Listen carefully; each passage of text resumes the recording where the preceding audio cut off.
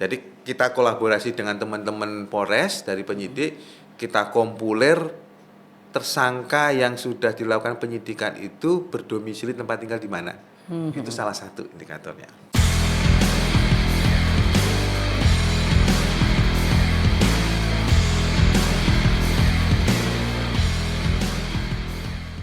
Assalamualaikum sahabat Memorandum TV, jumpa lagi dengan podcast Memorandum TV. Kali ini kita kedatangan tamu yang istimewa. Tamu spesial kita adalah Kombes Pol Heru Prasetyo SIK M.Hum. Assalamualaikum, Mbak. Waalaikumsalam, Mas Eko. Nah, beliau ini adalah Kepala Badan Narkotika Nasional Kota Surabaya. Nah, ini ngomong-ngomong soal bahaya narkotika ini, tapi kan banyak yang belum tahu ini. Ya, sebenarnya ini sudah diperingati ini Hari Anti Narkotika Internasional. Iya. Nah, tanggal berapa itu diperingatinya? Peringatan Hari Anti Narkotika Internasional jatuh setiap tahunnya di tanggal 26 Juni, Mas Eko. Internasional ini ya. Internasional ya. Bahwa United Nations atau Perserikatan Bangsa-Bangsa memiliki salah satu cabang yang membidangi narkotika dan kejahatan namanya UNODC. UNODC. Ya. Itu pada tanggal 7 Desember 1987 membuat resolusi tentang bahaya penyalahgunaan obat-obatan pada waktu itu awalnya. Siap. Nah, dalam resolusi itu kemudian menetapkan bahwa tanggal 26 sebagai Hari Anti Narkotika Internasional. Ya, Kota Surabaya tipikalnya kan sama dengan kota metropolitan ya. Boleh kita sepakati bahwa Kota Surabaya ini kan kota terbesar nomor 2 setelah Jakarta. Betul.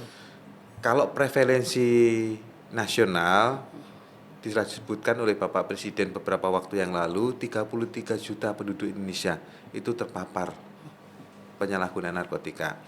Kalau untuk kota Surabaya, memang angka secara spesifik prevalensi belum pernah diteliti. Karena penelitiannya adalah nasional, seluruh Indonesia. Namun bisa kami sampaikan bahwa berdasarkan data untuk pelaksanaan asesmen terpadu. Asesmen terpadu itu adalah untuk menilai seseorang pecandu layak atau tidak dilakukan rehab. Per tanggal 31 Mei itu jumlahnya sudah 119, Mas Eko. Apa usia orang tua apa anak-anak atau pelajar? Range usianya antara 15 sampai 64 tahun. Ini karena apa biasanya setelah masuk dari ke BNN ini? Ya, kalau dari asesmen datanya menunjukkan bahwa yang pertama adalah mereka ada keinginan untuk mencoba, tetapi tidak mengetahui resikonya. Ya. Mereka tahu itu narkotika, Coba-coba ini Pak. tapi mencoba. Nah, dari mencoba itu kemudian mereka terjerumus ke hal yang lebih negatif di dalamnya. BNN Kota kan selaku pemangku kepentingan ini Ya. untuk istilahnya menyelamatkan generasi muda khususnya di Surabaya ini. Apa saja yang sudah dilakukan BNN Kota dan? Untuk saat ini kita sudah berjalan semester pertama ya. Ada beberapa hal yang sudah kita laksanakan. Yang pertama pembentukan kelurahan bersinar, Mas Eko. Kelurahan bersinar. Iya. Seperti kelurahan apa itu? Bersinar itu bersinarnya kepanjangannya dari bersih dari narkotika. Jadi kami punya program membuat kelurahan itu bersih dari narkotika. Untuk tahun 2024 ini kami baru bisa menjangkau 2 kelurahan, yaitu Kelurahan Wonorejo Rungkut dan Kelurahan Karah Jambangan. Jadi Mas Eko, dari 153 kelurahan yang ada di Surabaya, tidak ada satupun yang statusnya aman, Mas Eko. Oh, tidak ada. Status waspada ini berarti. Ada waspada, ada yang siaga, dan ada 2 yang bahaya. Wah ini. Nah, 2 yang berbahaya itulah yang kita jadikan pilot project Kelurahan Bersinar. Itu menjawab pertanyaan Mas Eko. Nah, apa ini kategorinya bahaya ini? Oke. Indikasi masuk kategori berbahaya ada beberapa hal, antara lain Mas Eko. Ya. Ada tidaknya kasus tindak pidana narkotika yang melibatkan warga setempat. Oke. Itu salah satu di antaranya. Salah satu indikator ya. Indikatornya. Jadi kita kolaborasi dengan teman-teman Polres dari penyidik, kita kompuler tersangka yang sudah dilakukan penyidikan itu berdomisili tempat tinggal di mana. Itu salah satu indikatornya. Sejauh ini indikator apa lagi mungkin yang bisa disepakati untuk jadikan salah satu pilot project ini? Dari segi kerawanan mungkin ya, kerawanan sosial, karena permasalahan narkotika ini kan tidak hanya fokus kepada permasalahan kriminalitas, tapi permasalahan sosial yang lain. Di situ kita temukan bahwa Ada orang yang tidak berpikir apa hubungannya narkotika dengan stunting. Ya. Dan itu terjadi di Surabaya. Anaknya menjadi stunting karena tidak terpenuhinya gizi yang baik. Oke. Tidak terpenuhi gizi yang baik karena orang tuanya menggunakan uangnya untuk Narkoba ini. pembelian narkoba. Oke. Jadi istilahnya anaknya nggak diurus ini ya. Betul sekali. Termasuk kecukupan gizinya. Iya. Lebih pentingkan diri sendiri ya. Sangat tepat Mas Eko.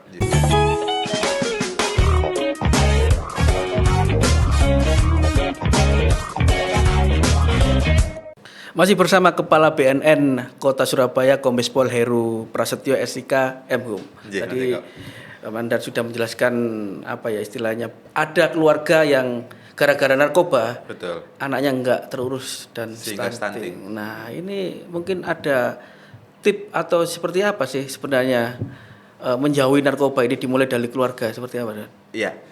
Justru ketika pemerintah menetapkan visi Indonesia Bersinar, Ya. di dalamnya itu ada kelurahan bersinar yang saya jelaskan di depan. Nah, kami di Surabaya sudah berdiskusi dengan staf untuk menentukan langkah-langkah selanjutnya.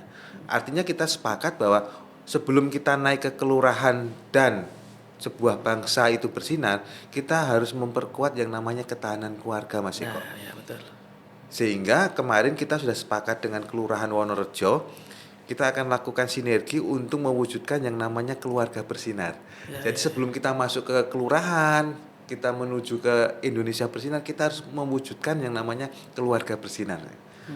Nah, dalam keluarga bersinar itu harus ada yang pertama pemahaman tentang bahaya narkotika. Oke. Jadi untuk mengenali orang dengan ketergantungan obat itu kan ada hal-hal yang tidak diketahui oleh masyarakat umum. Nah, Oke. pengetahuan dasar itu harus kita berikan kepada level keluarga. Jadi tahu ya ini Iya. kecanduan lagi kena gitu ya. Betul. Setidaknya mereka bisa mengidentifikasi awal. Itu penting. Dan kalau sudah diidentifikasi harus apa tindakan? Melapor ke kelurahan atau RT atau gimana? Ya, kami sudah membuka jalur komunikasi dengan masyarakat untuk kesempatan pertama pertolongan kepada masyarakat yang diduga terpapar oleh narkotika bisa lapor ke yang terdekat di mana. Di situ ada kelurahan, ada Babinsa, ada Babin Kamtipmas. Iya. Pun secara geografis kan BNN Kota Surabaya ini tidak terlalu jauh Iya, dengan iya. lingkup masyarakat. Betul, Itu juga kita berikan kontak personnya. Artinya selain kita bekali mereka dengan pengetahuan dan penanganan awal, Mas Eko. Jadi mereka sudah bisa menangani awal. Iya. Apabila mereka kerepotan, masyarakat mungkin keterbatasan pengetahuan bisa langsung menghubungi kami, Mas Eko. BNN ketahui ini Ya. apa ini narkoba yang lagi ngetren saat ini. Nggih. Di Ada lingkungan dua jenis masyarakat. narkotika yang penggunaannya paling tertinggi di Surabaya ini. Dari data Yang BNN ya. Iya. Yang pertama adalah metamfetamin atau sabu, Metamfetamin. ya. Yang kedua adalah ganja atau cannabis sativa. Kenapa dua ini jadi ngetren? Apa mudah mendapatkannya atau seperti apa, Dan? Kalau ganja kita bisa mengatakan memang mudah karena kebetulan di Indonesia itu kan ada tempat tertentu yang bisa tumbuh berkembang. Betul. Tapi kalau untuk metamfetamin atau sabu ini kecenderungannya memang ya lagi dikatakan lagi viral lah ya, lagi tren. Tapi ada penunjukan nanti kemungkinannya dia akan grafiknya akan menurun, Mas Eko. Nah, ini kan kemarin kita juga mendengar rumor bahwa ada permen atau makanan apa Iya. yang mengandung metamin lah seperti itu. BNN juga menelisik ke sekolah-sekolah seperti apa mungkin? Iya. Bisa diceritakan, Dan? Sejauh ini yang kami dapatkan bahwa itu hanya rumor ya. Rumor ya. Karena logika berpikir sederhana saja. Meskipun kita tidak menghilangkan kewaspadaan, Mas Eko ya. Betul. Artinya harga sebuah benda bernama narkotika ini kan relatif cukup mahal. Betul. Oke. Kalau kemudian dikombinasikan ke dalam jenis makanan tertentu, sepertinya itu tidak masuk akal. Tetapi ada kemungkinan kalau sifatnya untuk merusak generasi muda itu patut diwaspadai. Iya. Saya setuju itu. Setuju. Makanya ini kewaspadaan jadi faktor utama, Dan, ya. Setuju, Mas Eko. Nah, BNN sendiri apa nih program unggulan agar masyarakat atau khususnya pelajar lah generasi muda saat ini agar menjauhi atau terbebas dari narkotika sendirian, mungkin bisa dijelaskan. Iya, sebagaimana tadi menindaklanjuti dari kebijakan pemerintah adanya Kelurahan Bersinar. Tadi saya sudah sampaikan bahwa di Wonorejo kita akan segera bersinergi untuk pembentukan keluarga bersinar. Selain itu juga ada intervensi berbasis masyarakat. Itu yang sampaikan tadi. Masyarakat kita bentuk untuk memiliki kemampuan dasar penanganan terhadap korban penyalahgunaan narkotika. Jadi intervensi berbasis masyarakat itu semacam rehabilitasi yang dari masyarakat, oleh masyarakat dan untuk masyarakat. Ya. Nah, itu organnya namanya agen pemulihan. Agen pemulihan. Ya, jadi orang-orang yang dibekali tadi namanya agen pemulihan, Mas Eko. Nah, ini yang kita sinergikan dengan kebijakan pemerintah Kota Surabaya, itu kader Surabaya Hebat. Nanti kita dimasukkan gabungkan ke situ. ya, kita gabungkan. Okay. Nah, selain itu kami juga memiliki program untuk mengembangkan media sosial. Artinya di sini kami berpendapat bahwa peran media sosial untuk generasi Z ini kan sangat signifikan untuk publikasi dan penyampaian informasi kepada masyarakat, Mas Eko.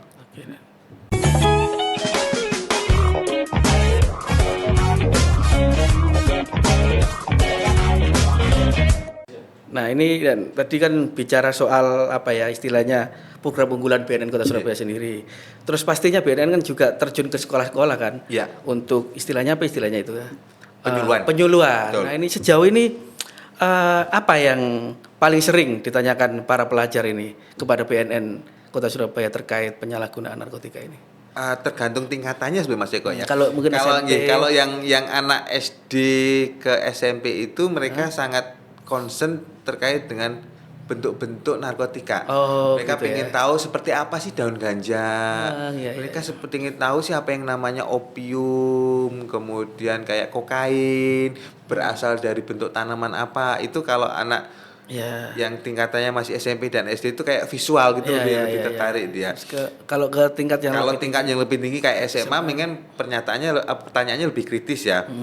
Terkait masalah apakah kalau pecandu itu kemudian dia melaporkan ke BNN, apa dilakukan penangkapan, semacam itu. Memang sesuai dengan usianya ya, kalau saya pikir mereka wawasannya lebih terbuka. Nah, pola pendekatannya pun juga kita berbeda ya, antara yang SD, SMP maupun SMA.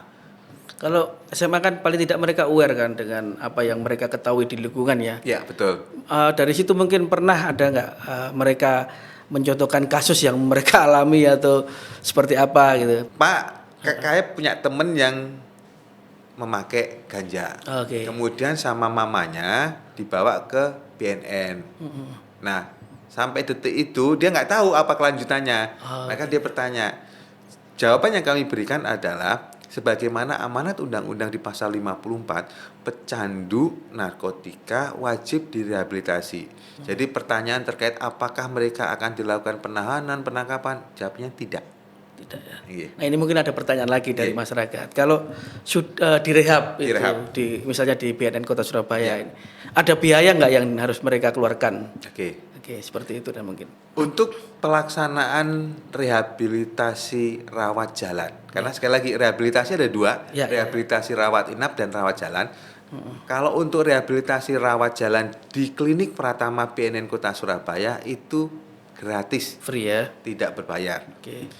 Namun untuk pelaksanaan rehabilitasi rawat inap jenis yang lain ini, untuk BNN Kota Surabaya belum memiliki fasilitas itu. Maka apabila ingin mendapatkan pelayanan secara gratis, kami rujuk ke Rumah Sakit Jiwa Menur.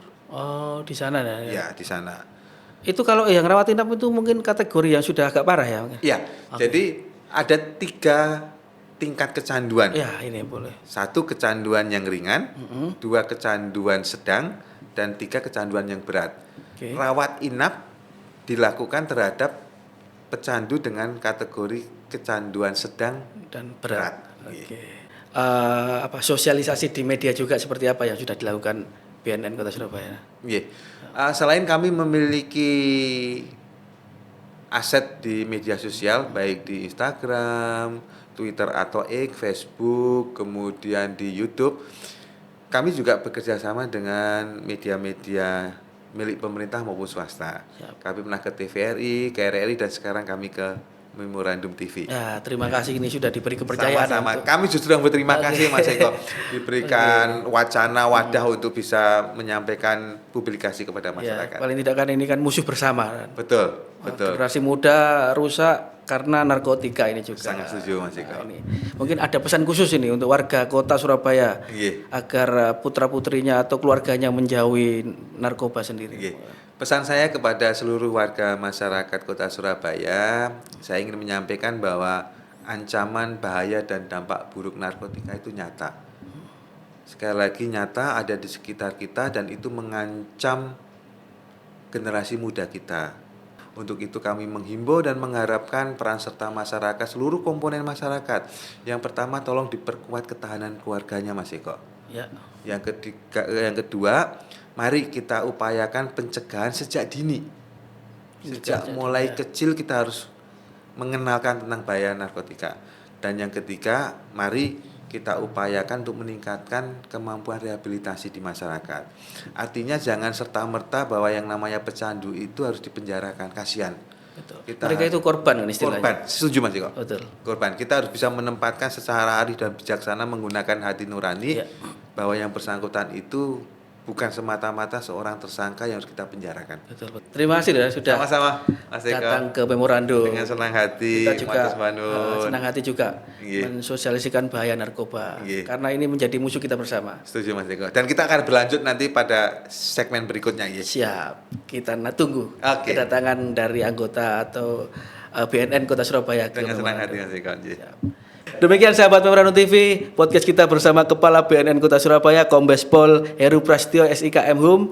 Mudah-mudahan bermanfaat bagi kita semua. Amin. Salam sehat, salam Memorandum TV. Wassalamualaikum warahmatullahi wabarakatuh.